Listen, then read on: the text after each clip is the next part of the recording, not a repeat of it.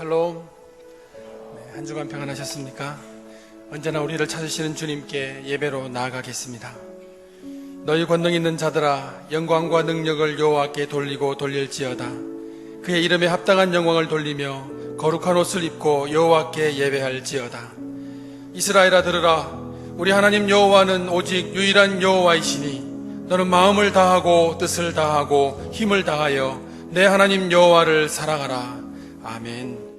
이 땅을 통치하시며 주관하시는 하나님 아버지, 오늘도 주님의 날을 구별하시고 저희를 예배의 처소로 구별된 거룩한 예배자로 불러주시니 감사를 드립니다. 지난 한 주간 세상의 환난과 풍파 가운데서 저희를 지켜주시고 주님의 은혜 안에서 저희 영혼이 평안을 누리게 해주심도 감사드립니다. 또 저희를 하나님 나라를 위해 무릎 꿇는 기도의 사람으로 부르시고 기도의 자리에 서게 해주심을 감사드립니다. 오늘도 예배하는 저희가 시냇가에 심기운 나무처럼 예배의 자리에 뿌리 내리고 말씀을 통해 주시는 은혜를 받아 주님께서 원하시는 삶의 풍성한 결실을 맺으며 살아가는 복된 삶이 되게 하여 주시옵소서. 성심을 다해 예배하는 이 시간 저희의 생각과 마음이 오직 복의 근원 되시는 주님만을 앙망하게 하옵시며 인생의 문제와 근심을 주님 발 앞에 노려놓는 시간 되게 하여 주시옵소서. 저희들의 정직한 기도를 들으시는 주님, 저희들의 작은 신음에도 응답하시는 하나님, 저희들의 심령을 만지시며 상한 영을 치료하시고 연약한 마음을 굳세게 하여 주옵소서. 어떠한 상황 속에서도 주님을 향한 신실한 믿음을 잃지 않게 하시고 기도하며 눈을 감는 그 심령에게 세상에 보이지 않는 것을 넘어 주님의 능력이 임하는 은총을 허락하여 주시옵소서. 사랑의 주님, 주님은 저희의 모든 죄와 허물을 용서해 주셨지만 저희는 용서하지 못했고 사랑하지 못했음을 고백합니다. 모든 것이 모든 이유가 나 자신에게 있지만 항상 다른 사람을 원망하며 결국 하나님을 원망하며 살았음을 고백합니다. 기도하라 하셨지만 여전히 기도하기를 쉬고 기도하기를 쉬는 죄를 범하였습니다. 이 모든 죄를 자복하오니 저희를 불쌍히 여겨 주시옵소서. 이 모든 간구를 예수님의 이름으로 기도하오며 이제 지난 한 주간의 죄를 돌아보며 하나님과 저만이 아는 죄를 참회하옵니다.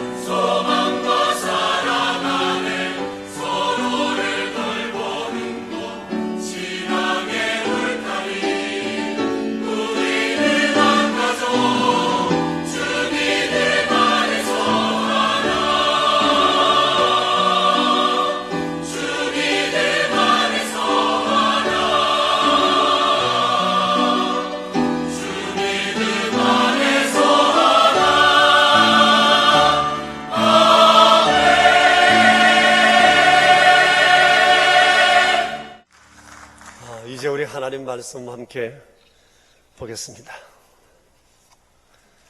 이사야서 58장 3절부터 12절에 있는 말씀입니다. 구약성경 1038쪽이에요. 여러분 말씀이 좀 긴데 우리 읽으면서 볼펜을 들고 내게 주시는 하나님의 말씀에 밑줄도 끊고 또 동그라미도 치고 이렇게 해서 여러분 나름대로 말씀 보는 습관을 기르시면 좋겠습니다. 3절부터 우리 12절 함께 받들어 읽겠습니다. 우리가 금식하되 어찌하여 주께서 보지 아니하시오며 우리가 마음을 괴롭게 하되 어찌하여 주께서 알아주지 아니하시나이까.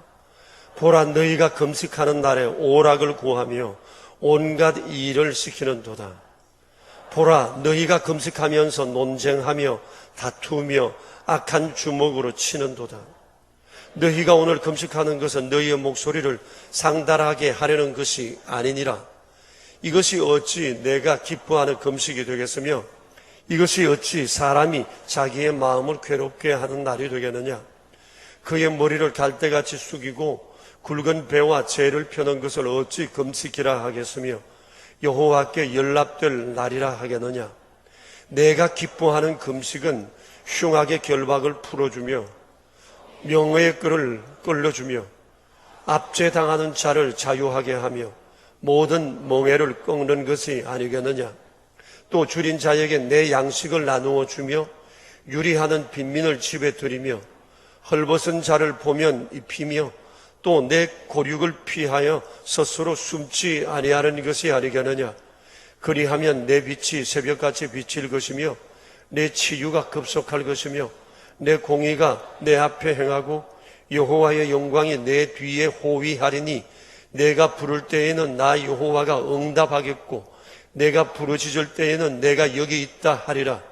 만일 내가 너희 중에서 멍에와 손가락질과 허망한 말을 제하여 버리고 줄인 자에게 내 심정이 동하여 괴로워하는 자의 심정을 만족하게 하면 내 빛이 흑암 중에서 떠올라 내 어둠이 낮과 같이 될 것이며 여호와가 너를 항상 인도하여 메마른 곳에서도 내 영혼을 만족하게 하며 내 뼈를 견고하게 하리니 너는 물된 동산 같겠고 물이 끊어지지 아니하는 샘 같을 것이라. 내게서 날 자들이 오래 황폐된 곳들을 다시 세울 것이며 너는 역대에 파괴된 기초를 쌓으리니 너를 일컬어 무너진 데를 보수하는 자라 할 것이며 길을 수축하여 거할 곳이 되게 하는 자라 하리라. 아멘. 내일부터 닷새 동안 우리가 아침을 금식하면서 신앙수련회를 하게 됩니다. 이번 신앙수련회에 하나님이 거시는 기대가 있고 우리 안에도 이 신앙수련회를 통해서 소망하는 바가 있었으면 좋겠습니다. 먼저 신앙수련회를 가지기 전에 신앙수련의 의미를 이해하는 것이 좋을 듯 합니다. 신앙수련이라는 말은 신앙을 갈고 닦는다 하는 뜻입니다. 이로 인해서 내가 새롭게 되고 그로 말미암아 하나님을 영화롭게 하고 또 다른 사람을 이롭게 하는 삶을 준비하는 것입니다. 다시 말하면 건강하고 성숙한 신앙인으로 사회인으로 살아가는 동력을 공급받는 자리가 신앙수련회라고 말할 수 있을 것입니다. 그러다가 볼 때 그리스도인이라면 누구나 이런 거룩한 부담이 있어야 할 겁니다. 그러나 둘러보면 그러지 못한 사람들이 너무나 많이 있습니다. 이번 신앙수련회가 우리에게 이것을 고치고 새롭게 하고 이런 삶을 살아갈 수 있는 힘을 공급하는 그런 자리가 되었으면 좋겠습니다. 다새의 아침 그리고 아침을 금식하는 이 일들이 우리를 새롭게 하는 아름다운 계기가 될 거라 확신합니다. 제가 이번에 총회를 다녀와서 목요일 저녁 늦게 그 TV를 트는데 뱀 사육 농장을 취재한 내용이 방영되고 있었습니다. 취재 목적은 뱀의 약용성에 관한 것이었는데 독으로 독을 다스린다는 거였어요. 아주 흥미로웠습니다. 그 농장에는 아주 강한 독성을 지닌 그런 독사가 3,000마리나 이렇게 길러지고 있었습니다. 제 아내는 그것을 보자 징그럽고 무섭다고 고개를 돌렸지만 저는 아주 재미있고 진지하게 봤습니다. 제가 뱀띠잖아요. 그런데 농장주가 여러 설명을 하던 중에 이런 얘기를 하는 겁니다. 뱀은 생존을 위해서 1년에 껍질을 여러 번 벗는다는 겁니다. 보통은 2번, 많으면 4번을 벗는데요. 뱀이 껍질을 벗는 이유는 뱀이 점점 성장하니까 껍질 속에 갇혀 있을 수 없잖아요. 성장과 동시에 껍질을 벗으면서 자기 몸을 더 키우고 이렇게 한다는 겁니다. 그래서 건강한 뱀일수록 껍질을 많이 벗는다는 겁니다. 그런데 뱀 중에서 몸에 병이 있거나 껍질에 상처가 나면 껍질을 벗지를 못한다네요. 그래서 뱀은 자기 생존을 위해 껍질을 벗어야 하는데 껍질을 벗지 못하면 자기 껍질 속에 갇혀서 결국은 죽고 만다는 그런 얘기였어요. 옛날 괴테도 그의 책에서 그런 얘기를 한 적이 있습니다. 껍질을 벗지 않는 뱀은 죽는다. 참 의미 있는 얘기가 아닐 수 없습니다. 여러분 어디 뱀뿐이겠어요? 사람도 평생을 살아가면서 죽는 날까지 계속 껍질을 벗는 이런 일들을 하고 있습니다. 신체와 지정의의 측면에서 그렇습니다. 벗어야 할 때 제대로 껍질을 벗느냐 벗지 못하느냐 이것이 우리의 삶의 질을 결정합니다. 또 그것이 내 삶의 성장과 성숙을 가늠하는 그런 길이 될 겁니다.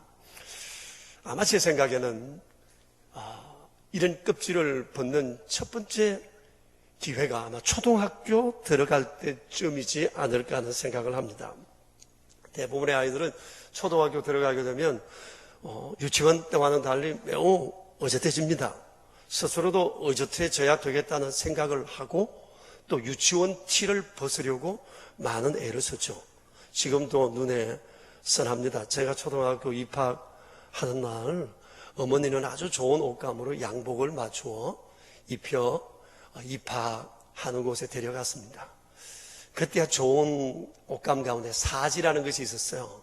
사지라는 옷감으로 옷을 만들어 주었습니다. 그리고 가슴에는 손수건을 직사각형으로 달고 그 위에 명찰을 달았습니다. 이것은 당시 저희 세대 초등학교 1학년들이 모두 다 공통적으로 하는 컨셉이었습니다. 그런데 이 수건은 코 고를 때 코 닦으라고 하는 거지만 대부분의 아이들은 여기에 코를 닦지를 않습니다. 여러분 아시겠지만 그때 아이들은 코를 왜 그렇게 많이 흘렸는지 몰라. 근데 특히 남자아이들이 코를 많이 흘렸어요. 어떤 아이는 코가 한 3, 4cm는 빠졌는데 그러다가 호감 이게 확 딸려 들어가요. 아주 그것도 기술이에요. 그러다가 좀 미처 못 딸려 올라간 건 수건보다도 급한 김에 이걸로 이렇게 닦는 경우가 많아가지고 나중에 보면 여기가 아주 반들합니다. 여러분 상상되세요? 근데 저는 사지 양복을 입었잖아요. 그 양복에 코를 닦을 수가 없잖아요. 사실입니다. 아무튼 손수건과 이 명찰은 초등학교 1학년을 구별하는 표식이고 훈장과도 같은 거였어요. 그 유치원 아이들이 맘먹으려고 하면 난 초등학생이라고 형아라고 이러면서 아예 선을 딱 껐습니다. 아마 스스로 이런 생각들도 하는 거죠. 난 이제 새로운 세상을 산다. 유치원 때와는 난 이제 다른 거야. 나는 그렇게 살아가야 돼. 이런 생각을 합니다. 아마 여러분 그런 생각 하셨죠? 그래서 초등학교는 좋은 데를 나와야 되는 겁니다. 아무튼 그렇게 초등학교 들어가면 지난 7년 동안의 내 삶에 대한 껍질을 한번 그렇게 크게 벗고 점점 또 성장의 길로 나아가게 되는 겁니다. 그 다음에 껍질을 한번 또 크게 확 벗는 때가 있는데 아마 사춘기 때라고 생각합니다. 사춘기 때를 우리는 질풍노도의 시기다, 변화의 시기다 그러잖아요. 신체적인 변화도 있지만 인지적, 정서적 이런 변화도 있어서 자아 정체감이 그때 형성이 되고 또 자기 역할에 대한 혼동도 생기게 됩니다. 멋도 내고 싶고 또 이성의 눈도 뜨고 또 끼리끼리 동료의식이 있어서 친구들끼리 막 어울려 다니기도 합니다. 대충 요때의 나이가 아마 중학교 1학년, 2학년 때쯤 되는데 북한군도 얘들이 무서워서 못 내려온다 할 정도로 아주 매우 활동적인 그런 시기이기도 하죠. 자, 그런데요. 초등학교 들어가서면서도 유치원 티를 못 보는 아이들이 있고요. 청년이 되고 어른이 됐는데도 사춘기적 태도를 벗지 못하는 사람들도 있어요. 이건 큰 문제가 아닐 수 없고 그 인생에 엄청 마이너스가 될 수밖에 없을 겁니다. 그리고 결혼을 하면서 또 껍질을 한 벗습니다. 또 40이 되면서 인생은 또 껍질을 벗습니다. 그 외에도 심리적으로나 환경의 변화를 통해서 계속 껍질을 벗어가면서 은행심사가 성숙해지고 또 발전되어져 갑니다. 물론 모든 사람이 그런 것은 아닙니다. 어떤 사람은 나이를 먹으면 먹을수록 사고와 태도가 돌처럼 또 딱딱하게 굳어지고 고정관념과 자기 틀 속에 딱 갇히는 사람이 있습니다. 남의 얘기를 듣지도 못하고 자기 말만 계속합니다. 인성교육에 있어서 가장 중요한 것이 경청이라고 얘기를 하는데 미숙한 사람은 자기만 주장하지 다른 사람의 얘기를 듣지 못합니다. 더 고집스럽고 더 이기적이 저거 많죠. 이렇게 껍질을 벗지 못하면 그런 마이너스 인생을 살 뿐만 아니라 아무도 그를 가까이 하려고 하지를 않습니다. 자, 그런데 사람이 살아가면서 인생에 껍질을 벗는 획기적 사건을 경험하기도 하는데 그때가 바로 신앙적 회심, 주님을 만날 때입니다. 이에 대해서 고린도 후서 5장 17절에서 이렇게 말씀하고 계세요. 그런즉 누구든지 그리스도 예수 안에 있으면 새로운 피조물이라 이전 것은 지나갔으니 보라 새 것이 되었도다. 그리스도를 만나면 사람은 전 존재에 엑스도스가 생깁니다. 완전한 새로운 자기 탈출을 하게 되는 겁니다. 사도 바울이 그랬습니다. 그는 30까지 강한 고정관념에 붙들려 있었던 사람입니다. 그런데 그가 다메섹으로 가던 길에 예수님을 만나면서 그의 삶에 혁신이 일어났어요. 이건 사건이었어요. 개인적인 사건이실 뿐만 아니라 그 사후에 유대나라의 큰 사건이 되었습니다. 이때를 두고 사도 바울은 이렇게 얘기를 합니다. 그때 내 눈에서 비늘 같은 것이 떨어져 나갔다고요. 그러면서 그는 그날 사건 이후에 자기 이름을 개명합니다. 큰 자라는 이름의 뜻인 사울에서 작은 자라는 이름의 뜻인 바울로 이름을 개명하게 됩니다. 사실은 그동안은 가려진 비늘 때문에 자기 자신도 못 보고 남에 대해서도 비뚤게 보는 잘못된 습관이 그에게 있었던 겁니다.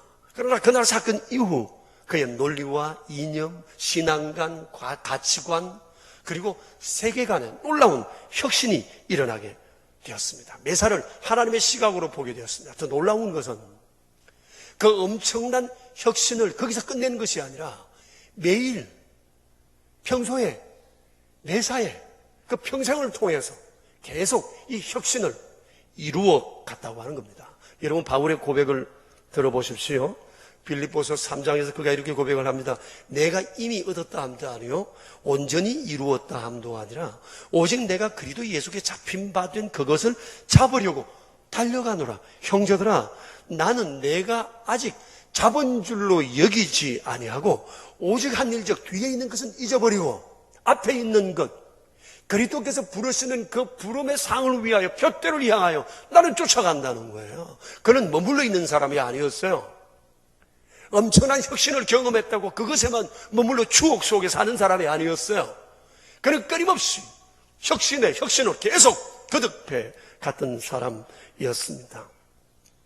디모데후서 4장 7절에서도 이렇게 고백합니다. 나는 선한 싸움을 싸우고 나의 달려갈 길을 마치고 믿음을 지켰다고. 이거 그의 인생의 마지막 고백입니다. 한평생 오직 믿음을 바라보고 쫓아왔다는 거예요. 로마서 7장 24절에서 오라 나는 곤고한 사람이로다. 이 사망의 몸에서 누가 나를 건져내려. 다시 말하면 자기의 혁신을 주저앉추기 위한 유혹들이 자기 주변에 끊임없이 있었지만 이것을 벗어나기 위한 혁신의 몸부림이 그에게 계속 있었음을 시사하는 말씀이에요. 그렇습니다. 사도 바울은 예수님을 만나면서 삶의 혁신이 일어났고 그 혁신은 거기서 멈추지 않고 끊임없이 계속 되어져 갔더라. 짐작하건대 여러분에게도 이런 인생의 껍질을 벗는 아마 혁신의 때가 있었으리라고 생각합니다. 여러분 그때가 언제죠?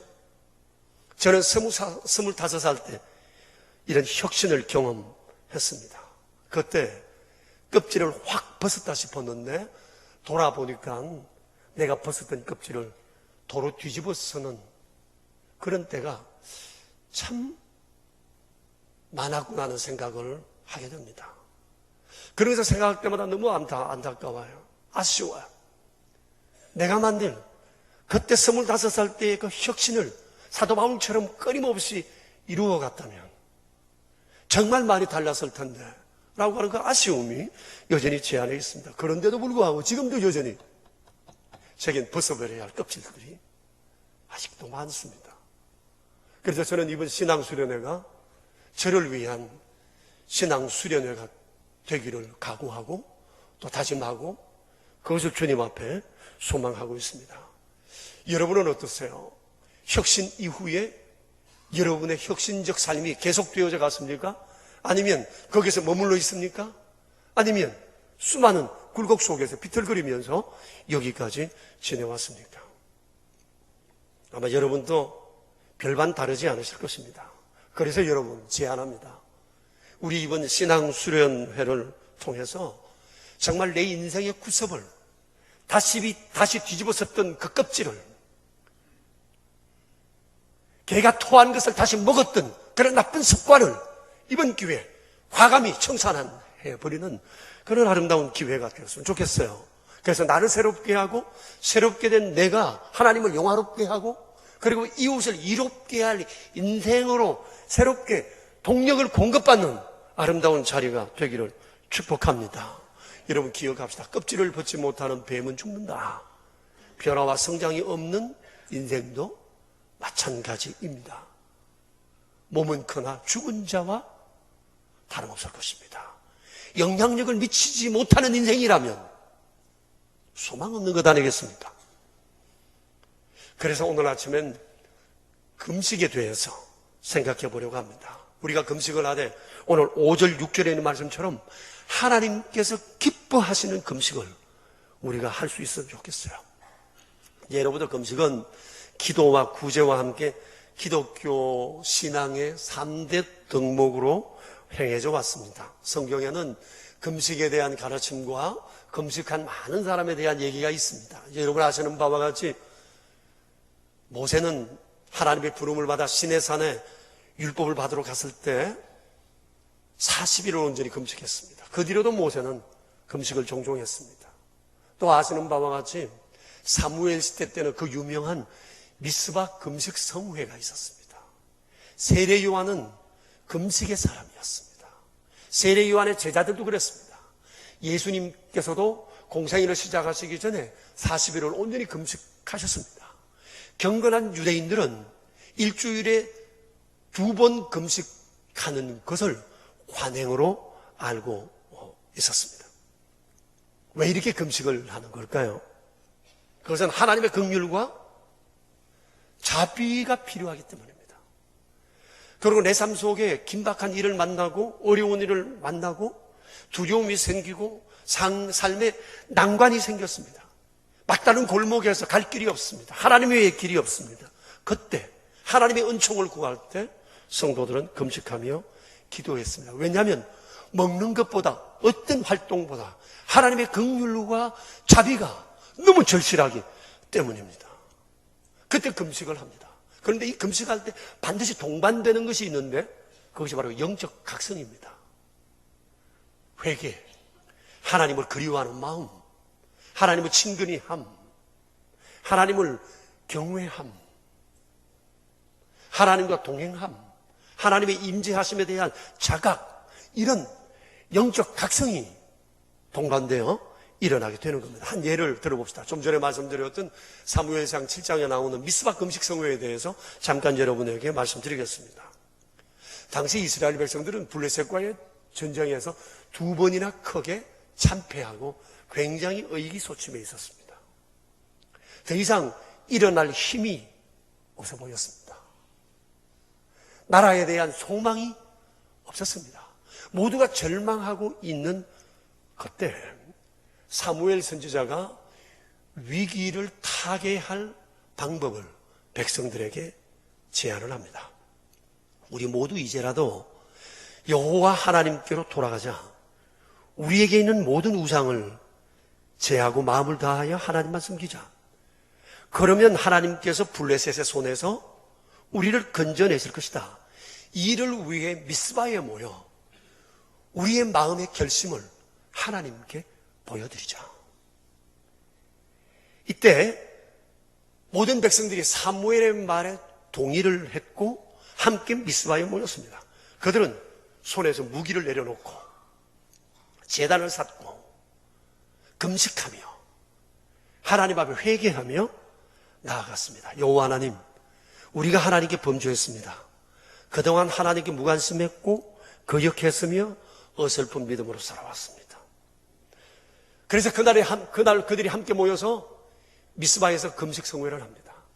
얼마 동안 해야 되겠다는 날짜를 정하지 않고 하나님의 은총이 임할 때까지 금식하기로 마음을 먹습니다. 자, 그런데 그렇게 예배하며 금식하는 중에 블레셋 군대가 이스라엘의 남은 잔당을 소탕하기 위해서 공격해 온 겁니다. 블레셋으로 봐서는 이때보다 더 좋은 공격 기회가 없습니다. 이스라엘의 모든 남자들이 한 곳에 모였습니다. 이거 한꺼번에 소탕하기엔 너무 좋은 기회입니다. 이스라엘은 엄청난 공경에 빠졌습니다. 바둑용어로 말하면 외통수에 걸리게 된 겁니다. 얼마나 두려웠겠어요. 전에 같았으면 하나님과 사무엘을 원망하고 불평하고 아마 비난했을 거예요. 근데 그날은 달랐어요. 하나님께 미어달렸어요. 제가 사무엘에게 당부했어요. 우리는 구원이 하나님께 있음을 믿습니다. 당신은 우리를 위해 기도해 주세요. 우리에게는 하나님밖에 없습니다. 이제 우리는 하나님만 바라보고 살 것입니다. 그들은 하나님을 붙들었고 하나님을 믿는 믿음으로 인생의 난관을 향해 정면 돌파하고 나아갔습니다. 그때 하나님이 역사하셨어요. 사무엘상 7장 10절에 보면 이렇게 기록되어 있습니다. 그날에 여호와께서 블레셋 사람들에게 큰 우레를 발하시고 그들을 어지럽게 하사 패하게 하셨더라. 기적이 일어난 거예요. 영적 각성이 삶의 대역전을 가져온 겁니다. 여러분 보세요. 제가 말씀드린 것처럼 그날 이스라엘 백성들이 한 것은 오직 여호와를 경외하고 하나님을 예배하며 하나님 앞에 나아가 회개하며 금식하고 기도하는 것뿐이었어요. 여러분, 이런 기적의 역사가 과거의 일이기만 하겠습니까? 하나님은 어제나 오늘이나 영원토록 동일하신 분이세요. 그렇기 때문에 내 삶에 고난이 있고 삶이 힘들고 위기에 처했다면 지금까지 내가 해오던 모든 습관적인 행동을 중지하시고 사무엘과 그 백성들이 했던 것처럼 오직 하나님만 바라보고 하나님의 자비와 긍휼을 구해야 할 것입니다. 하나님의 은총을 경험하게 될 줄 믿습니다. 자, 그런데 오늘 성경에 보면 이사야서가 기록될 이 당시에도 성도들이 금식을 했습니다. 3절에 보면 금식을 했습니다. 그런데 그들의 금식에는 효과가 없었습니다. 그래서 그들이 하나님께 불평을 합니다. 우리가 금식하되 어찌하여 주께서 돌아보지 않으시고 우리가 우리의 마음을 괴롭게 하는데 어떻게 주께서 우리의 금식을 알아주지 않습니까? 그때 하나님께서 그 이유를 이렇게 설명을 하십니다. 3절 이하에 보시면 보라, 너희가 금식하는 날에 오락을 구하고 사람들에게 중노동을 시킨다. 너희가 금식하면서 논쟁하고 다투고 악한 주먹으로 치는도다. 너희가 금식하는 것은 목소리를 내게 상달하려는 것이 아니다.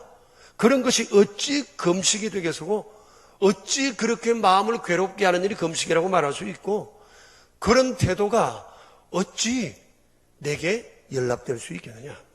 그러시면서 주께서 기뻐하시는 금식에 대해서 이렇게 말씀하셨어요. 6절과 7절 같이 한번 읽어볼까요?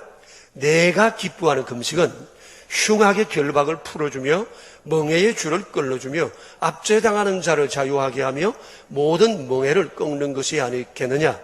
또 줄인 자에게 내 양식을 나누어 주며 유리하는 빈민을 집에 들이며 헐벗은 자를 보면 입히며 내 고륙을 피하여 스스로 숨지 아니하는 것이 아니겠느냐. 그리고 9절 뒤에 보면 이렇게 말씀하세요. 너희 중에서 멍에와 손가락질과 허망한 말을 제하여 버리고 줄인 자에게 내 심정이 동하여 괴로워하는 자의 심정을 만족하게 하면이라고 말씀하십니다. 만일 이런 태도로 금식을 한다면 하나님은 다음과 같은 은총을 내릴 것이라고 8절 이하에서 말씀을 하세요. 그리하면 내 빛이 새벽까지 비칠 것이고 내 치유가 급속할 것이고 내 공의가 내 앞에 행하고 여호와의 영광이 내 뒤를 호위할 것이다. 내가 부를 때 나 여호와가 응답하겠고 내가 부르짖을 때 나 여기 있다 말할 것이다. 내 빛이 흑암 중에서 떠올라 내 어둠이 낮과 같이 될 것이고 여호와가 항상 너를 인도하여 메마른 곳에서도 내 영혼을 만족하게 하고 내 뼈를 견고하게 하려니 너는 물된 동산 같겠고 물이 끊어지지 아니하는 샘물 같을 것이다. 그리고 내 후손에게 복이 있는데 내게서 날짜들이 오래 황폐된 곳을 다시 세울 것이고 너는 역도에 파괴된 기초를 쌓으리니 너를 일컬어 무너진 데를 보수하는 자라 할 것이며 길을 수축하여 거할 곳이 있게 하는 자라 할 것이다. 여러분 얼마나 놀라운 약속입니까? 그래서 여러분 우리도 이번에 하나님이 기뻐하시는 금식을 한번 했으면 좋겠다 싶습니다. 아멘입니까? 그러자면 우리가 먼저 해야 할 것이 있습니다.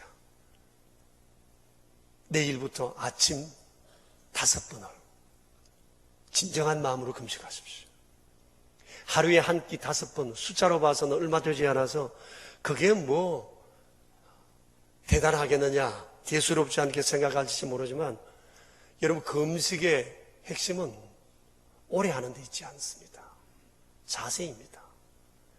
금식을 아무리 오래 해도 자세가 나쁘면 영적으로 많은 손해를 볼 수 있고 금식에 하는 날수가 적어도 자세가 바르면 하나님의 은총을 입을 수 있는 겁니다. 그래서 여러분 내일부터 하는 아침 5번의 금식을 귀히 여기세요.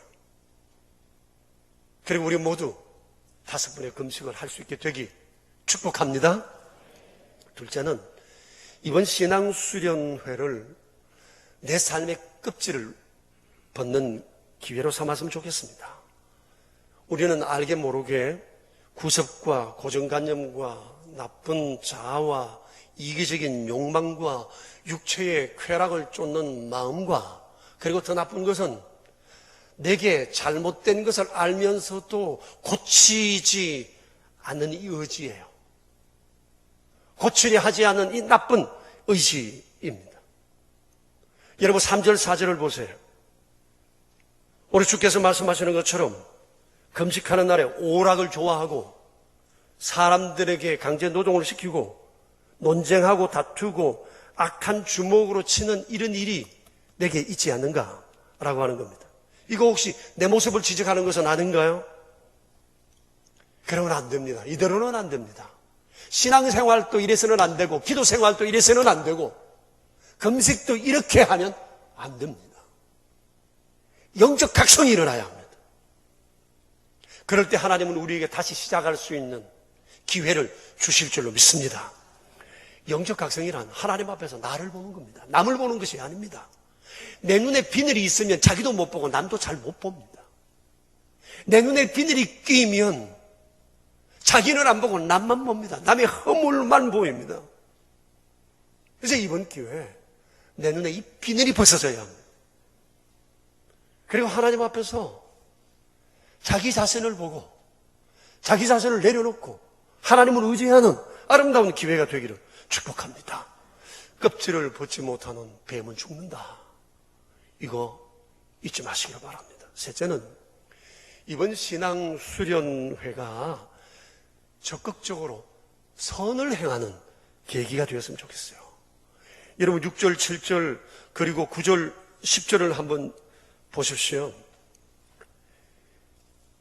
하나님이 기뻐하시는 금식은 흉악의 결박을 풀어주고 멍에의 줄을 끌어주고 압제당하는 자를 자유하게 하고 모든 멍에를 끊고 줄인 자에게 양식을 주고 유리하는 빈민을 집에 들이고 나그네를 잘 대접하고 헐벗은 자를 보면 입히고 거륙을 피하지 않고 스스로 숨지 않고 뿐만 아니라 9절에 멍에와 손가락질과 흠앙한 말을 버리고 줄인 자에게 마음이 동해서 도와주고 싶은 마음이 불처럼 일어나는 것이라고 말씀하세요.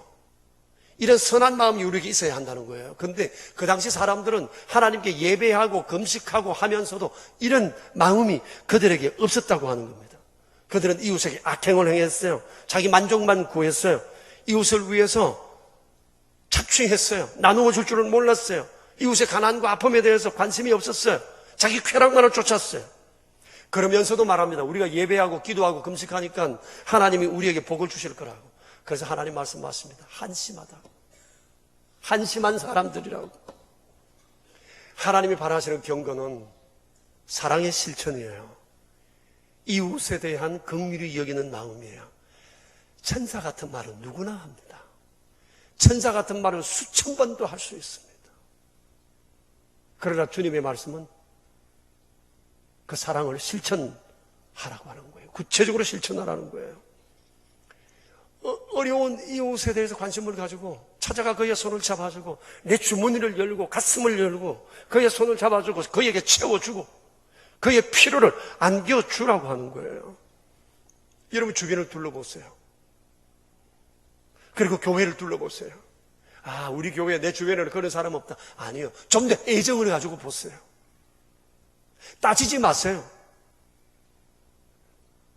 그 사람 형편을 이렇게 저렇게 따지지 마세요. 아프면 아픈 거예요. 배고프면 배고픈 거예요. 지금 그 사람이 가난하고 돈이 없으면 없는 거예요. 그것만 보라는 거예요. 이것저것 전후 사정을 따지지 말라는 겁니다.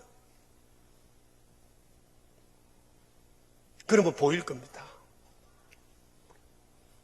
그리고 성합사 한 대만 있었으면 교회를 세워가겠는데 하나 개척교회, 미자립교회 목사님들과 교인들의 이 애끓는 호소도 외면하지 마시길 바랍니다. 이렇게 긍휼히 여기는 사람들을 향해서 주님 약속하세요. 8절을 보십시오. 내 빛이 새벽같이 비칠 것이다. 내 치유가 급속할 것이다. 내 공의가 내 앞에 가고 내가 앞뒤에서 너를 호위할 거다. 너가 나를 부를 때 내가 응답하고 내가 내게 부르짖을 때 내가 여기 있다 할 거다. 내 빛이 흑암 중에서 떠올라 내 어둠이 낮과 같이 될 것이다. 내가 항상 너를 인도하여 메마른 곳에서도 내 영혼을 만족하게 하고 내 뼈를 견고하게 하고 너는 물된 동산 같을 것이고 내 삶에 끊임없이 솟아나는 샘물같이 할 거다. 그래서 내겐 태어날 내 자식들이 황폐한 곳을 수축하는 영향력 있는 인물들로 살 거다. 너도 그럴 거다. 사람들이 너를 우러러보게 될 거다고 말씀을 하십니다. 아침 금식신앙 수련회에 하나님이 우리에게 거는 기대가 있어요. 영적 각성입니다.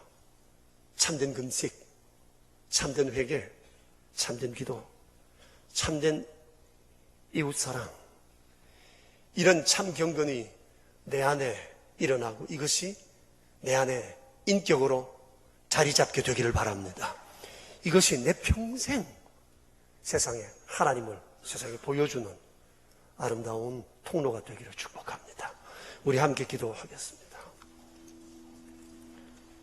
여러분, 수없이 예수님을 오래 믿어도 왜 내 믿음이 안 자라고 안 될까요? 왜 은총을 그토록 구한데 오늘 주께서 보시는 이런 한심한 행동을 하면서 주께 은총을 구하고 불평하고 소망하고 있지는 않으신가요? 여러분, 우리 오늘 그리고 이번 신앙수련회 때 이런 새로운 마음의 다짐과 내 자신에 대한 소망을 꿈꾸면 안 될까요? 주님 앞에 기도합시다. 주여, 껍질을 벗기 원합니다.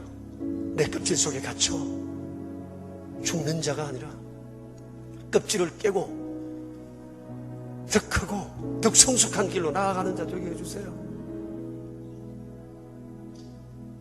금식,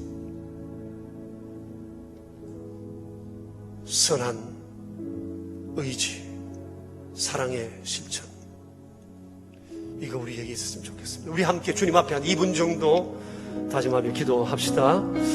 자비로 오신 하나님, 우리 아버지 감사를 드리고 우리의 약함을 주께서 도우시고 주여, 이거 마음에 원하면서도 충분하신 것인지 알면서도 변화되지 아니하는 변화하려는 의지가 약한 돌아보소서. 주여, 이대로는 안 되는데 이대로 오는 하면서도 여전히 그 자리에 머물고 있는 껍질을 깨지 못한 그런 스스로 내가 나를 죽이는 주의 현상이 있습니다. 껍질을 깨게 해주십시오. 벗어나게 해주십시오. 그 무건대한 길로 성숙한 길로 나아가게 해주십시오.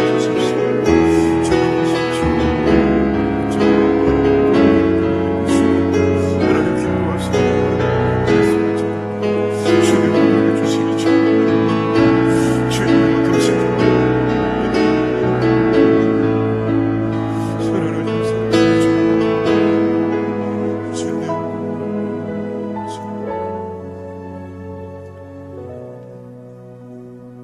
그렇습니다. 주님은 오늘 잘 믿는 길, 잘 되는 길, 성장하고 성숙한 길, 세상에 영향력을 미칠 수 있는 길, 대대손손 복된 가문을 이루는 길에 대해 말씀하셨습니다. 바른 경건의 태도와 자세를 지니는 자, 그에게 하나님께서 은총을 베풀어 주실 것을 말씀하셨습니다.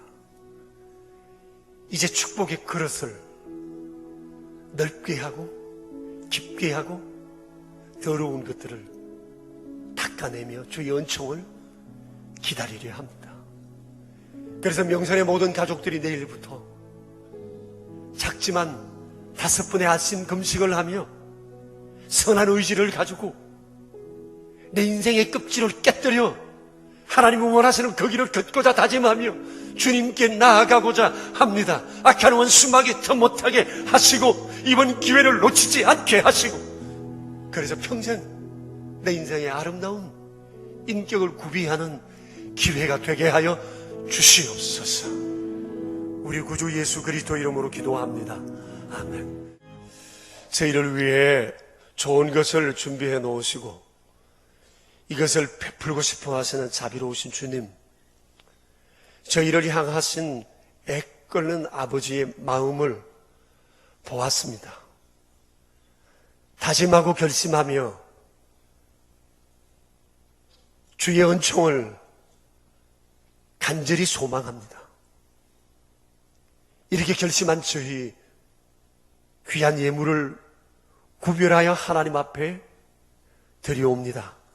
11조 예물로, 감사 예물로, 주정헌금으로 드려사오니 받으시오며 주의 거룩한 영광을 위해 아름답게 사용되게 하시고, 또한 우리의 이웃을 기억하며 오른손 헌금으로, 완달라 선교 헌금으로, 사랑의 식탁과 장학 헌금으로 구별하여 드려오니 아버지여, 손길들 위해 풍성하신 은총을 더하사 영원히 주의 아름다운 도구 되게 하옵소서. 주 예수 그리스도의 이름으로 기도드리오며 이제는 만왕의 왕 되신 주 예수 그리스도의 은혜와 만복의 근원이 되시는 아버지 하나님의 크신 사랑하심과 우리 안에 계셔서 날마다 우리의 믿음을 새롭게 하시고 그 믿음의 길로 달려갈 수 있도록 도우시는 성령님의 교통하심이 모인 저희 무리들과 명선의 모든 가족들과 주님의 몸 되신 교회 위에 이제로부터 영원히 함께 계시옵기를 간절히 축원하옵나이다. 아멘.